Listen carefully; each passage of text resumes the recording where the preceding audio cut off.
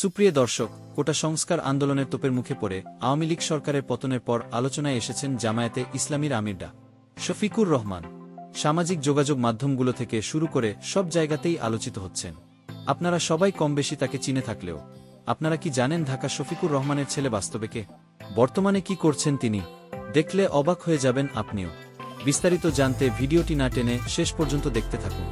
গত ৮ আগস্ট বঙ্গভবনে রাষ্ট্রপতি মো. শাহাবুদ্দিনের কাছ থেকে শপথ নিয়েছেন প্রধান উপদেষ্টারা মোহাম্মদ ইউনুস। অন্তর্বর্তীকালীন সরকারের উপদেষ্টা হিসেবে দায়িত্ব গ্রহণ করেছেন মোট ১৬ জন। সেই উপদেষ্টাদের মধ্যে একজন হলেন জামায়াতে ইসলামীর আমির ডা শফিকুর রহমান। ১৯৫৮ সালের ৩ অক্টোবর মৌলভীবাজারের কুলাউড়ায় একটি সম্ভ্রান্ত মুসলিম পরিবারে জন্মগ্রহণ করেন তিনি। মরহুম আব্রু মিয়া ও মরহুমা খতিবুন্নেসা দম্পতির ৫ সন্তানের মধ্যে তৃতীয় তিনি।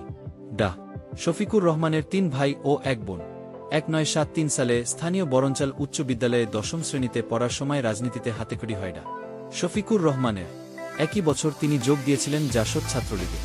১৯৭৪ সালে ওই হাইস্কুল থেকে মাধ্যমিক এবং ১৯৭৬ সালে সিলেট এমসি কলেজ থেকে উচ্চ মাধ্যমিক সম্পন্ন করেন ডা শফিকুর রহমান। এরপর তিনি যখন সিলেট মেডিকেল কলেজে ভর্তি হন তখন তিনি পরিচিত হন বাংলাদেশ ইসলামী ছাত্র শিবিরের সঙ্গে। ১৯৭৭ সালে তিনি এই সংগঠনটিতে যোগ দিয়েছিলেন। ১৯৮৩ সালে এমবিবিএস ডিগ্রি অর্জনের পর চিকিৎসা সেবায় নিজেকে নিয়োজিত করেন তিনি। এর পাশাপাশি দিনে জামায়াতের রাজনীতির সঙ্গেও যুক্ত হন। ২০১৯ সালের ২ নভেম্বর দলের রুকন সম্মেলনে প্রত্যক্ষ ভোটে আমির হিসেবে নির্বাচিত হন ঢাকার ডা শফিকুর রহমান। একই বছরের ৫ ডিসেম্বর পরবর্তী ২ বছরের মেয়াদে জামায়াতের আমির হিসেবে ঢাকার ডা শফিকুর রহমান দায়িত্ব গ্রহণ করেন। ২০২২ সালের ৩ অক্টোবর দ্বিতীয় মেয়াদে আমির হিসেবে নির্বাচিত হন তিনি। ১৯৮৫ সালে ডা আমিনা বেগমের সঙ্গে বিবাহবন্ধনে আবদ্ধ হন ডা শফিকুর রহমান। ডা শফিকুর রহমান ও আমিনা বেগম দম্পতির ২ মেয়ে ও ১ ছেলে সন্তান। ডা শফিকুর রহমানের ছেলের নাম ডা রাফাত চৌধুরী।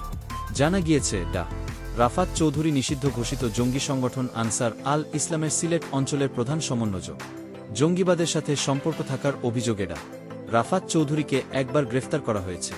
তখন ডা রাফাত চৌধুরীর পরিবার থেকে জানানো হয় তিনি কোনো ধরনের জঙ্গিবাদী সংগঠনের সঙ্গে জড়িত নন। ৩ সন্তানকে প্রচণ্ড ভালোবাসেন ডা শফিকুর রহমান। বর্তমানে ডা রাফাত চৌধুরী ইচ্ছাসেবায় নিয়োজিত আছেন। তো বন্ধুরা, জামায়াতে ইসলামীর আমির ডা শফিকুর রহমানের ছেলে রাফাত চৌধুরীকে আপনার কেমন লাগলো জানিয়ে দিন কমেন্ট করে। আর ভিডিওটি ভালো লেগে থাকলে একটি লাইক দিয়ে চ্যানেলটি সাবস্ক্রাইব করুন। ধন্যবাদ।